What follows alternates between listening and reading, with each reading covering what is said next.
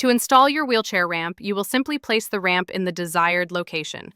Confirm that the area is level and that the ramp is centered on the doorway.